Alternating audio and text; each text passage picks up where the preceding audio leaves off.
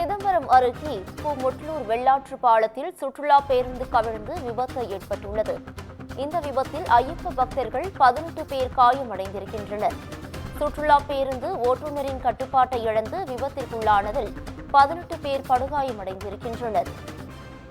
இது குறித்தான முக்கிய செய்தியை பார்த்து வருகிறோம்.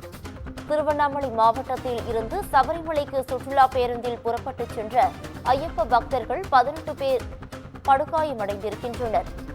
சிதம்பரம் அருகே முட்லூர் வெள்ளாற்று பாலத்தில் சுற்றுலா பேருந்து கவிழ்ந்து விபத்து ஏற்பட்டிருக்கிறது.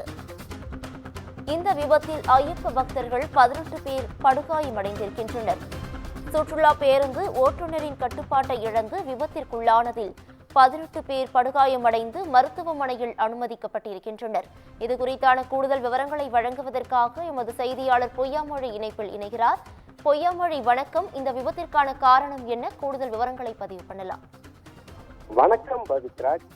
கடலூர் மாவட்டம் சிதம்பரம் அருகே உள்ள பகுதியில் பார்த்தீங்கன்னா ஐயப்பன் பக்தர்கள் வந்த பேருந்து திடீர்னு விபத்துக்குள்ளாயிருந்தது. இதுல பாத்தீங்கன்னா 18 பேர் சிறு சிறு காயங்களுடன் அதிர்ஷ்டவசமாக உயிர் தப்பினர். காயமடைந்தோர் அனைவரும் 108 ஆம்புலன்ஸ் மூலம் கடலூர் அரசு மருத்துவமனை கல்லூரிக்கு அனுப்பி வைத்தனர். மேலும் பாத்தீங்கன்னா வெள்ளாற்று பாலத்தில் மோதி விபத்து என்பது ஏற்பட்டிருக்கிறது.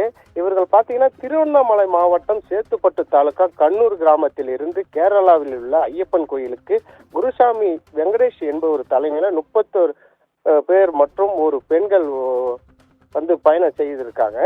இவங்க பாத்தீங்கன்னா நேற்று இரவு கிளம்பி விழுப்புரம் நாகப்பட்டினம் தேசிய நெடுஞ்சாலையில கொண்டிருந்த போது சிதம்பரம் அருகே உள்ள முட்லூர் வெள்ளாற்று பகுதியில பாத்தீங்கன்னா ராஜேஷ் என்பவர் வாகனத்தை ஓட்டி வராரு.